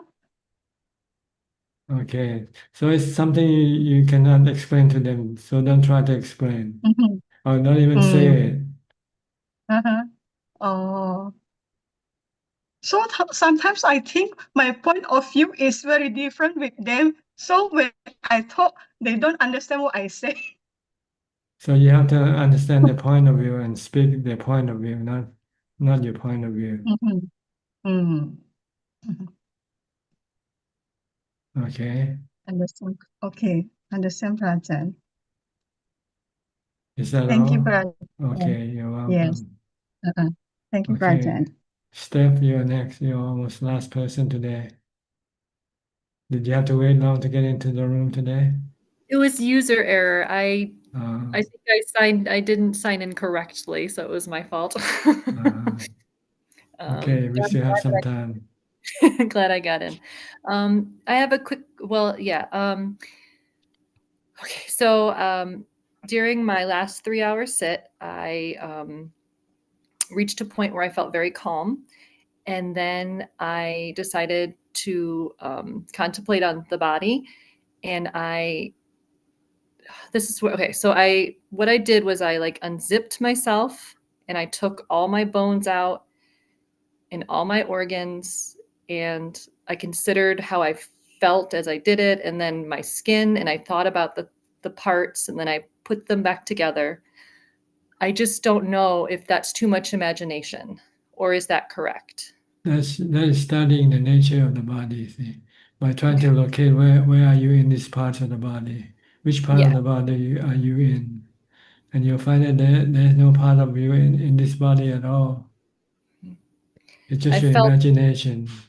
yeah, yeah.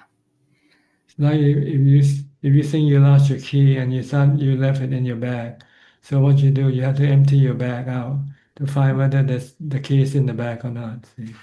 The same way, you think you are the body, so you want to find out where are you in this body by emptying the parts of the body out, Yeah, and ask yeah. yourself, am I in the hair? Am I in the skin? Am I in the flesh? Am I in the skeleton? And you'll Yeah. find the answer no, all no. Mhm. Then you can conclude that there's no me in this body. I'm not in this body, but somehow it's connected to this body. I'm using this body, but I'm not I don't belong to this body. This body doesn't belong to me. So this way you start to separate the mind from the body. The mind is the user of the body. The body is just like an application you use.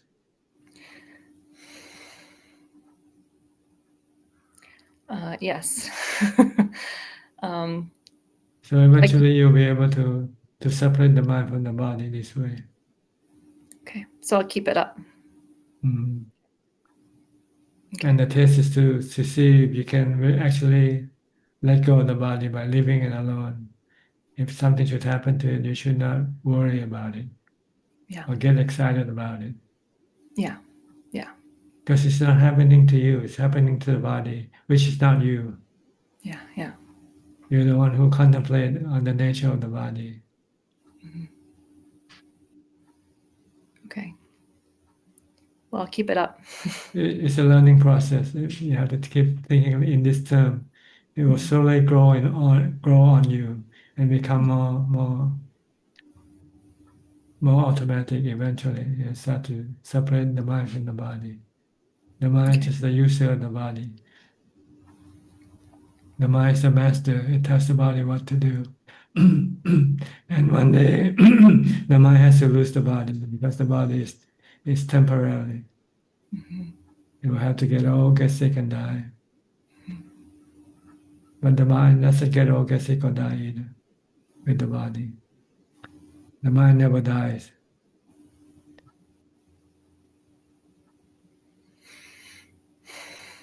Okay, just slowly take it in, inch by inch. You know, it doesn't mean you can see it right away. Oh, yeah. Yeah. But you're doing you're doing it correctly by trying to study the parts and separate them and try to figure out where's me, where's I in this body. Okay. I'm gonna keep doing it because it feels very calm. I feel a lot of just I don't care. It's not even I don't care, but I feel unruffled. Like yeah. Then one day, if something should happen to your body, you can feel not affected by it. Yeah. So what? It's not me, it's the body. Okay. Thank you very much. Okay, you're welcome. Yeah. All right, we'll go to B now, right? B, are you reading the question tonight? Yes, good evening, Prajan. Yes, I'll be reading the questions tonight. We have 5 questions, 3 from the inbox and 2 from Facebook. I'm going to start with the inbox, and the first question is very long, so apologies, but I'll try and elaborate on it. So it is from an anonymous source. Near my home, there isn't a university level forest monastery where I can go regularly, and I felt lonely practicing on my own. So I decided to join a group near me because they offer in-person retreats and they are close to my house. The problem is I feel the group tries to pull me away from the other ajans and beneficial practices I have done in the past. For example, we weren't allowed to recite mantras. On one hand, I don't want to leave the group because it is the only place that I know near me that offers these retreats. The place is easy and convenient. However, on the other hand, I don't like how they are pulling me away from the other beneficial things that I used to do.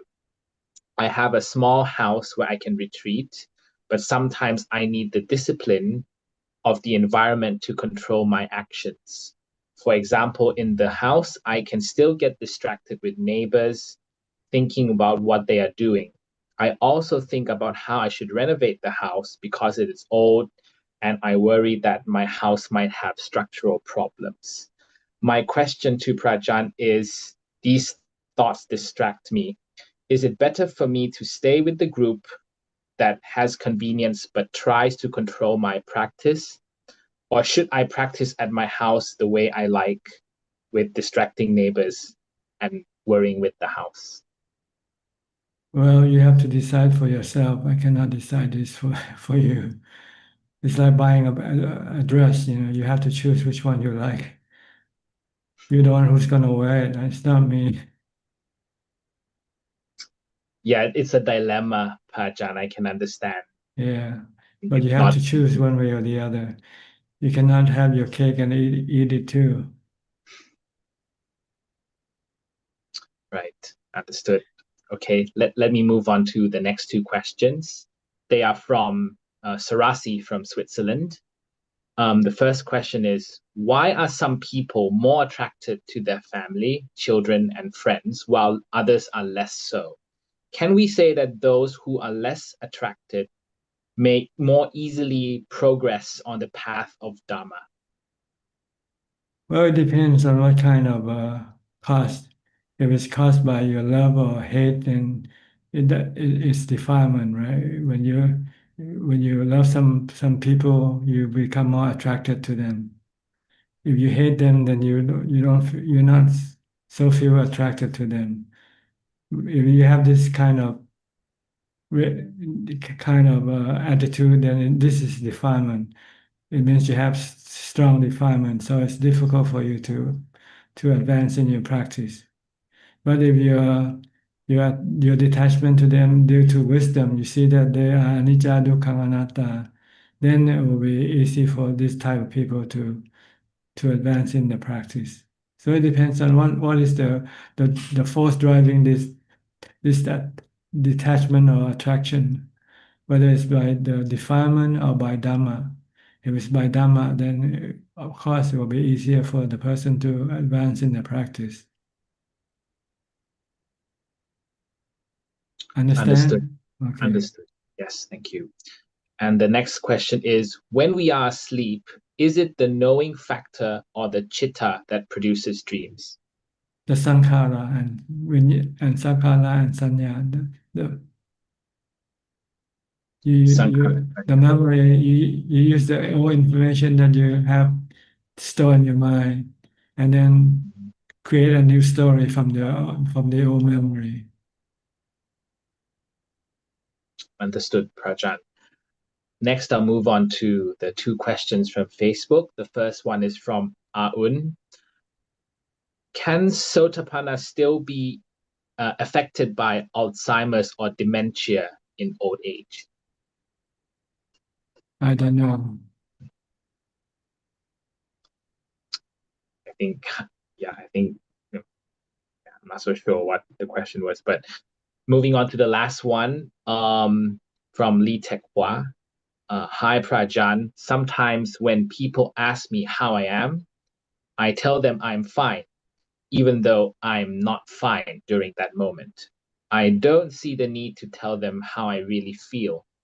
In this case, is this considered telling a lie or not? Well, it depends on how truthful you want to be. If you want to be absolutely truthful, then you're telling a lie.